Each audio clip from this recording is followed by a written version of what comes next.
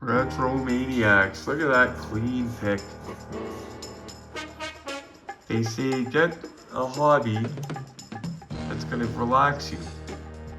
Does this ever relax me, the photography with this stuff, guys? Wow. Getting pretty good at it too. We'll check a couple of them out here.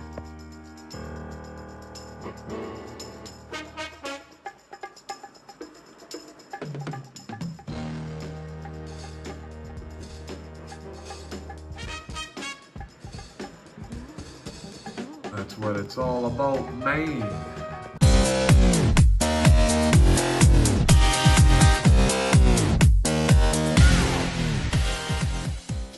You like a butterfly flapping his wings deep down in the forest, man. They're gonna cause a tree fall like you 5,000 miles away, man. Ain't nobody see it, nobody don't even happen. You don't need. Dude, I thought you had to get up early in the morning for work. Let's crack it, you dildo. So guys, part of what I enjoy about collecting this stuff is checking out the older stuff. The stuff that was around long before we were collecting. Because some of it, the odd time you open one up, like, well, this guy here. And it's a real gem, okay? But it's from the 90s, but people think because it's old, it's crap. That's a gem. We got another one here. It's one that I've not done before. It's from the 90s. It's not the oldest one we've done. Glenn thinks I've done one as old as 91, or I know we've done 93, 94, or something like that. I'm going to have to start keeping track because I want to know the oldest one I do and how far back they go. Got it in quick mode, guys, just to show you. Look at the old price tags on it. Shelby GT-500 convertible. Get that guy to stop. Have a look. One, like I said, I've not done one of these. This one's not breathed yet, I don't think. Yeah, no, it's still got straps. Now, we've done earlier ones. We're positive we've done a 94, I believe, or a 93. This is 96. So 29 years old, guys. And like I said, sometimes the old stuff shocks the crap out of me because of the pictures it takes or because you pop the hood and it's plumbed and wired or whatever. Let's check this baby out. It's laundry day and I've got a coat on from a previous job. When I first got clean, guys, before I was legally driving, actually I had my car, it was in my friend's driveway and I was fixing it up before I put it on the road because it had been sitting for a year. So I was putting a bunch of stuff into it before it went on the road. I got a job at Goodwill head office. Now, this is where all the donated stuff came in. It's the headquarters, or was for the area. I don't know if it still is, was in downtown Hamilton here, right next to the police station. And it was very cool because I got to do their warehousing. I seen a ton of cool stuff. You can imagine, guys. I found a tin, tin cars from Japan. Well, the guy I worked with, I did the warehousing stuff, but I also did things with disabled young adults and children. Like we'd sit around the table. One thing we did was these real estate, like it's these notepads for Remax. It's this husband and wife couple. We were gluing magnets on the back for people's fridges, thousands and thousands. And I sat there, did them with them. Every house in Hamilton area got one, Stony Creek and everything, like you can imagine. So when you look at that on your fridge, there's a chance that I touched it and helped them do it a few years ago. But one of those kids is a young adult. He's in his mid-20s. His name, I'm not actually, what am I doing? Idiot. But he's high-functioning autism, and he still texts me to this day. Texts me for all the occasions. If a couple weeks goes by and I haven't heard from him, I get a text, or if I haven't texted him. But I learned a lot, guys, and let me tell you, it felt good because I didn't think I could ever do a job like that. They did what's called a vulnerable person's police clearance check on me, and I passed. That's different than a regular police check. What it is, they're checking to see if you're a skinner. Basically, if you have any like, I don't want to get into it, but you know what I'm talking about, like hurting people. You know what I mean? Vulnerable people. I don't want to say too much, but you know what I mean? Like, just pieces of crap. So once they figured out I wasn't a piece of crap, they hired me, and let me tell you, it was a great job anyway, guys. But this is my dock jacket from that job. I learned a lot. But the kid that texts me to this day walks up to me one day and he says, "Neil, what's this? Why are they getting rid of this? It's going in the trash." It was a tin Japanese toy with Batman and Robin sitting in the Batmobile. I said, "Holy crap, it was in mint condition." And he said, "There's a whole Gaylord bin full of these tin toys over here, Neil. They're getting rid of them." I walk over and a collector had died. It was it was tin cars from Japan, like the big dollar ones, guys. And it was a whole thing of them. And they were from the 60s and 70s, Batman and everything.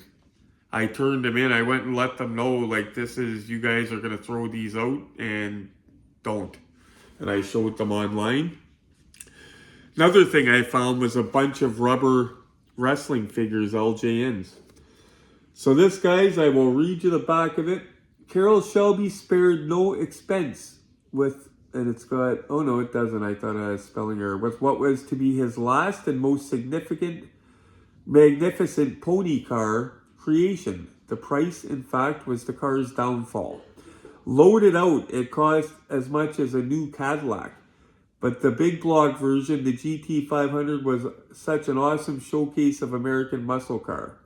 Just peer at the muscular stance with its full width, blackout grille, opening and venomous cobra snake emblem.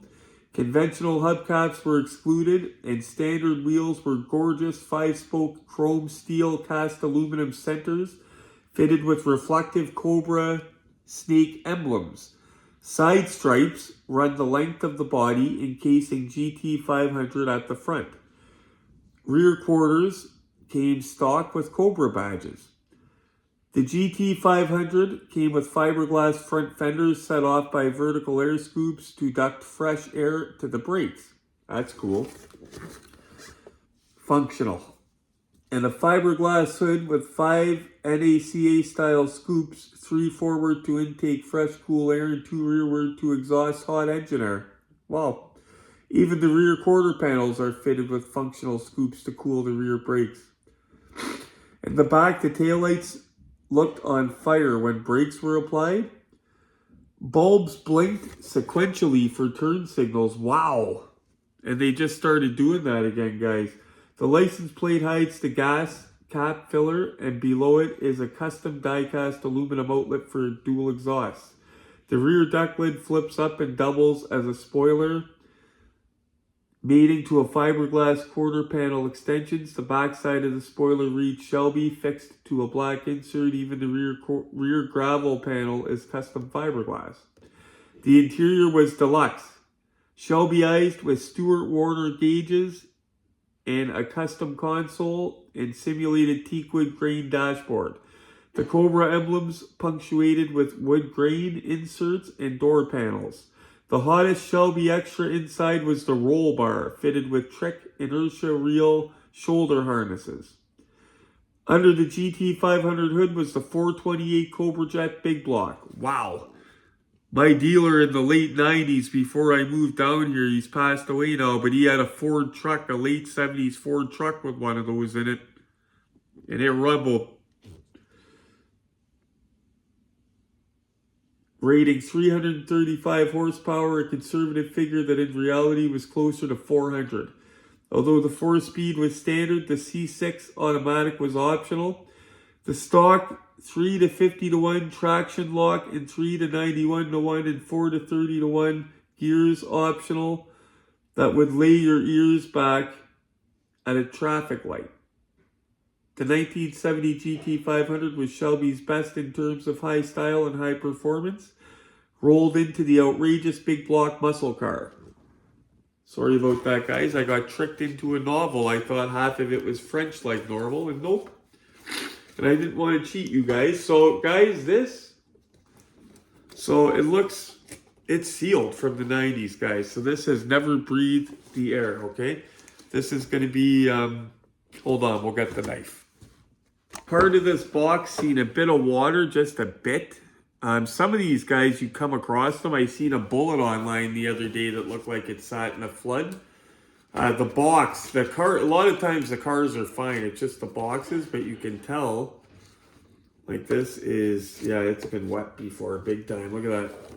So it's delicate. We got to be careful. But I'm opening up the damaged end instead of the good end, if you know what I mean. And you try, when you open these, to only open up one end if possible. If possible. Sometimes it's not possible. And this one we may, because of the damage, okay, no, we got it. I was going to say we may have to open it from the other end. Yeah, as long as the car's inside good. Now, a lot of times, guys, these smell like an old, yeah, like, it reminds me of Bookland Bookstore. It was a used bookstore in Sault Ste. Marie. Oh yeah, you could smell the 90s in there. Like, you know, that musty.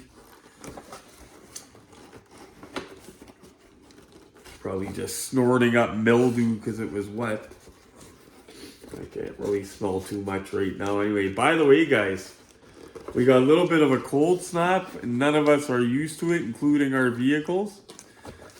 Because we've had pretty mild winters. It got to minus 17 overnight. I go out at 2:30 this morning to start the Mazda. And it sounded like she didn't want to go, boys. And that's never happened, by the way. That Mazda, since I've had it since 2019, has never taken a boost. It's given out a lot of boosts. It gave out to a lot newer cars. But yeah, if it lasts another winter, it's going to get a new battery for next winter with the cold cranking a bit. Okay, so this looks like it might have a bit of paint rash, guys. We don't get it often on the hood. Or the car might have got wet. I'm going to take a closer look to make sure it's not just goop. But you can see it there. Definitely taking the straps off. So guys, whoever doesn't know, sometimes you get marks under straps. I don't know for sure, because plastic is a weird thing. It's got a lot of different chemicals in it. I don't know if it's the plastic that reacts or the plastic reacting to the paint over time. I don't know exactly what causes it, but it's not a myth, guys. We have cars here with those marks, and very soon, actually, we're going to be doing a video how to remove them. Don't worry, Max, I haven't forgotten. I just have to get the stuff after Christmas, getting caught up on bills and crap, but we're going to be doing it very soon. And what am I doing? Usually I get the car off the base first, but didn't want to make it easier, guys. Okay, so you know what? I'm going to bet, because it's old, it's going to be a flathead, but let's see. Actually, before I change it, flathead. Yeah, see, the real old ones, guys, were back when they were using flathead screws. Then they switched to Phillips.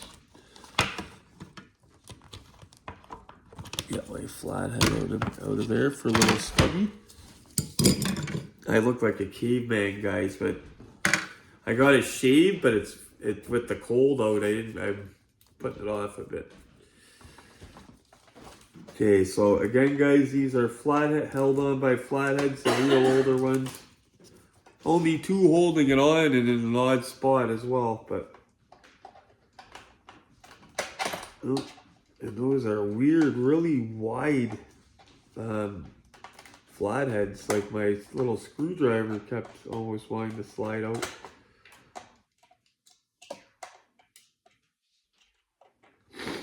Weird thing happened, guys. It's something that never happens to me, and I desperately needed it right now because it's after Christmas. Like I was just saying, things are tight.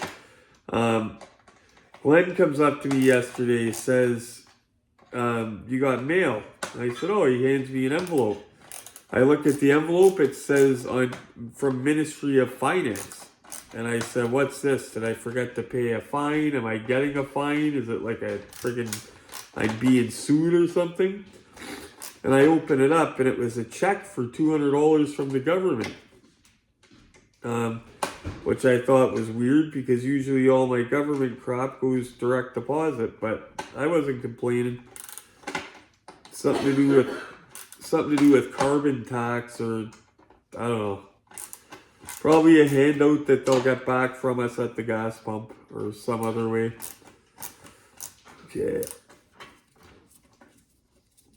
But I'm not into politics at all, and I shouldn't have mentioned that. By the way, guys, if you don't follow me on Facebook, you should. Also on Instagram. But Facebook, I've been posting a ton of diecast pictures, and I got my first 1,000 likes. It's actually at 1,100 likes. And it's interesting what it is. I'll put the picture here. It's this guy. I put up pictures from Google. It's the 1 of 18 scale Knight Rider car by Hot Wheels Elite. But it's the pre-production model. And I just put it up. And all of a sudden, I've started getting comments that were mentioning Junkyard Dog. Is that Junkyard Dog? And I'm like, what are they talking about?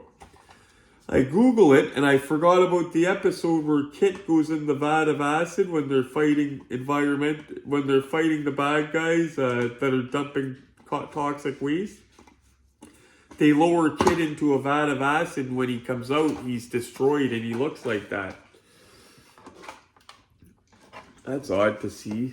It's got like a plastic matting base underneath it as well, under the car. That's really weird. Yeah, and these are totally weird. Old.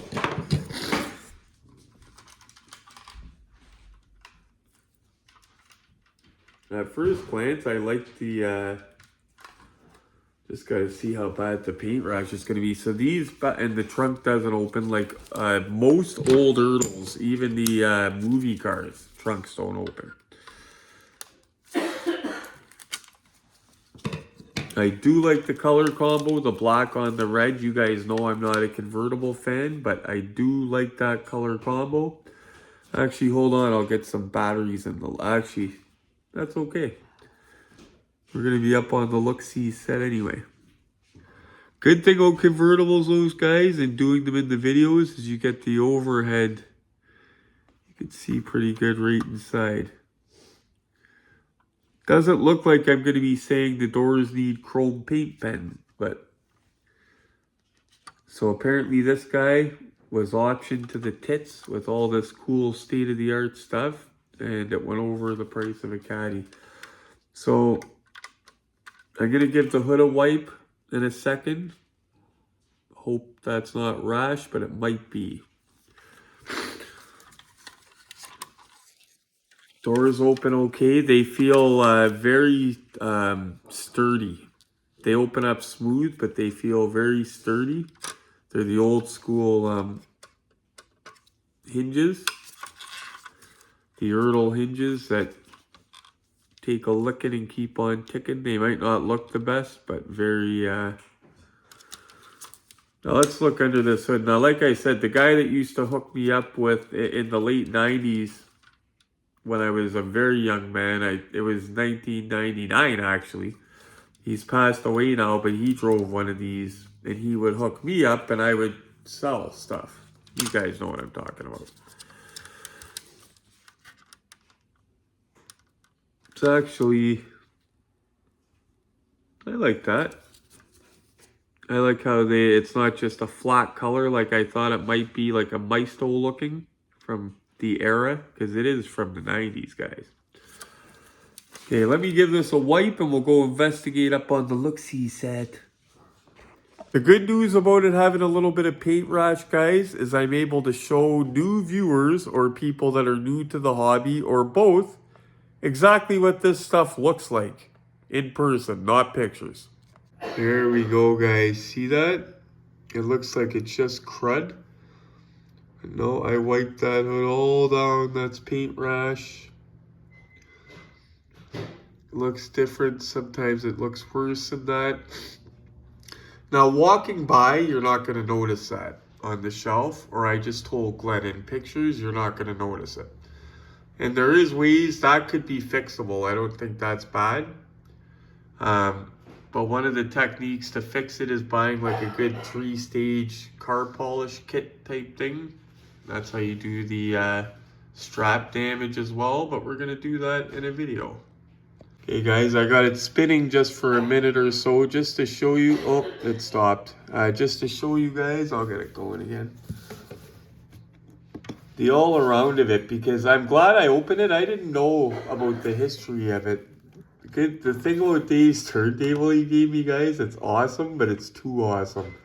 It's got so many different settings on it, and sometimes I don't hit the proper button.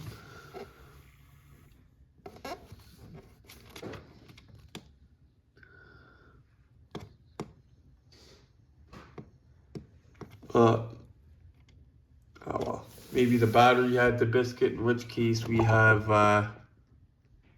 oh, 1 sec. Just to show you guys the all-aroundy on the turntable. There we go. I had to rob one of the battery packs from our small ring light.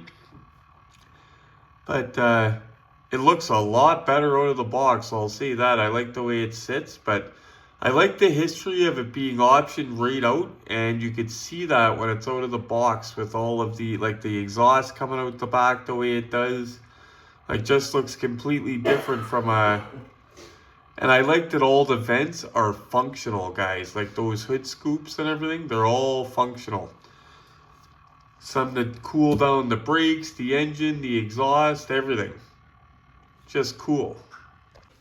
There we go, guys. So the good thing is about the convertible, like I said. Sorry. It's okay. Glenn is sick. Don't worry about him coughing in the background. I hope I don't get that because it could kill me because I'm taking medication to suppress my immune system right now. So I've told Glenn if he doesn't mind to try to stay away and cover your coughs and all that stuff. So it's got a little bit of wood grain. It's got the little clock on the dashboard, guys, if you notice, but they didn't just leave it all molded red. I like that. They put a little bit into it. See on the door, very cool. But you could see the old school, eh? It looks very plasticky, but I like it because it's from back in the day. There is more, actually that's, looks like fuzzy. Weird, I just wiped the car. Nope.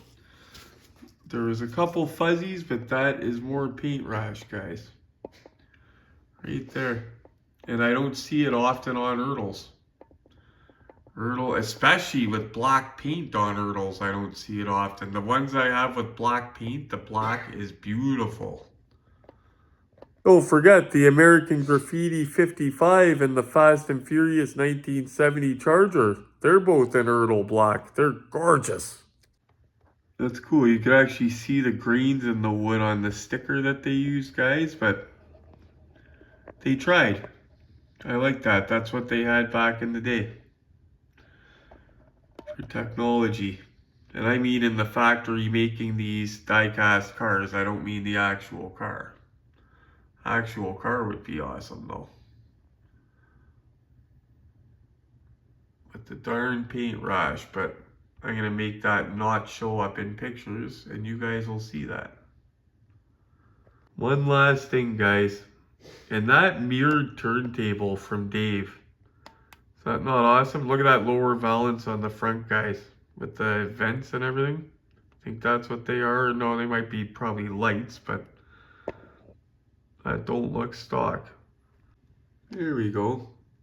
Nothing overly fancy, not plumbed and wired, but they at least have different colors, you know what I mean? Different valve covers, you can see the type of engine it is. If somebody wanted to, they could take a paintbrush and do like the battery terminals, stuff like that. That's what I also plan to do. Take like either a really cheap older car or a Maisto and put my own spin on it. Like go under the hood and you know, add some color to the engine bay. Maybe do the coolant reservoirs white with black caps. You know what I mean? Do the battery terminals silver, stuff like that would be cool. Just make sure it's a cheap car though. You don't want to be pulling out some of Glenn's here and doing it. As you know what time it is, it's glamour shot time. Let's see how this thing looks in pictures.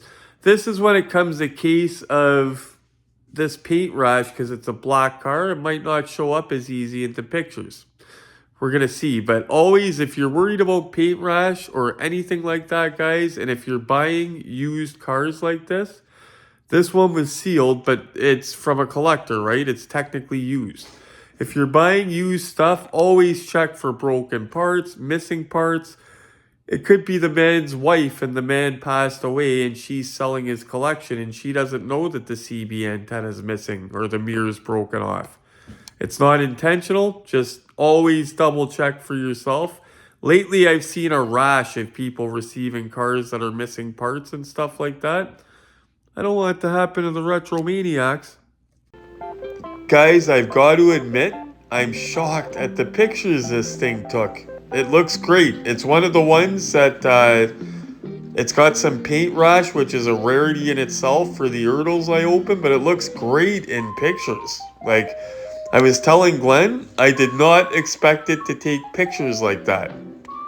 So it's perfect for the video, because that's the point of it, to show you guys. Some of this old stuff will surprise you. Look at the gauges. I zoomed right in. And that is a clock. Confirmed. It's funny, I had to confirm it on the old one. Ooh. Look at that shot. Oh, guys. See what I mean? Boom. That's a waste of a perfectly good bagels. I use my toaster so damn much. I just got it as a gift in the last year, but it just did something wonky. It wasn't working properly. Like the bagel was taking forever. The top of it didn't feel hot. I turned the heat up on it, and it still wasn't working. So I fiddled around with it, fiddled with the cord. All of a sudden, it starts working okay. But I forgot to turn the heat down. Last thing, guys, before we wrap it up. Actually, two more last things before we wrap it up. Number one. Sunday, I'm going to be going with G to, you know, the guy that sold him this for $50? And it turned out to be mint. He brought it home and cleaned her, shined her all up, and it's gorgeous. He's going to bring me to that guy's house because that guy's got more stuff. And he's got one that I've been having an eye on. So I might see if I can make a deal for that. And he's got other stuff. He's got a good one. You remember the $100 loose Knight Rider that Glenn got a couple months ago, mint? Got something like that over there too. So I don't know about taping there, but if I'm allowed to tape to show the stuff he has, you guys know I'm going to hook you guys up with the look. If not, I'm going to show you guys what we walk out of there with. And we completed an AliExpress order, guys. It's been a minute. I seen something I couldn't say no to. So Herbie the Love Bug, it's almost like I've had a little Herbie mania lately on my social media. With Dave's Herbie, that video did very well. I posted pictures on Facebook that did extremely well. I went online just looking around. I seen this. And I said, that is a Hot Wheels Elite 1 of 18 Herbie Goes to Monte Carlo. Where the heck did he get that scooter that's beside it? And it took me 2 seconds of Googling and I started seeing pictures of the said scooter, and I was seeing pictures of the real full-size Vespa done like that. So then I went and did something I wouldn't normally do. Well, I do normally do actually, but not for diecast stuff, as I checked AliExpress. Now, I've been doing that more lately, and they have a ton of cool stuff on there, guys. They have 1 of 64 scale Back to the Future time machines that are so detailed. A company called Time Micro. They make 164 Fast and Furious that come with a little figure, and they come on a little base with a little nameplate. But they got so much cool stuff on AliExpress, guys. I implore you to give it a look. But I ordered... The order's complete. We have 1 Herbie Vespa coming, so we can unbox and check it out and take a bunch of cool pictures. From AliExpress, shipped to my door from China. Grand total, and it's 1 of 18 scale, $11.19. Anyways, guys, thank you very much for watching. Got the wall of diecast behind me as the backdrop here. Glenn's beautiful new display, well, not new display, but we set up his display that nothing's blocking anything. You guys seen it. It's got all the, I went downstairs. He had a bunch of Maestos on it, and I replaced Maestos with heavyweights. Like, I took heavyweights from downstairs that we didn't know were down there. But anyway, guys, thanks so much for watching. I'm going to put a link in the description of this video for that Herbie Vespa scooter. But if you want to wait, I'm going to take one for the team. I already ordered it, so if you want to wait, see how it is before you get one yourself, maybe do that. Thanks so much for watching, guys. Hammer the like button for me like it's a bad habit. And while you're at it, click the bell notification. That way you get my most recent stuff. Although my older stuff is no slouch either. I just didn't have any followers. But I did some heavyweight cars. And the most important thing, guys, as always be closing, hunt around, and be safe and happy hunting.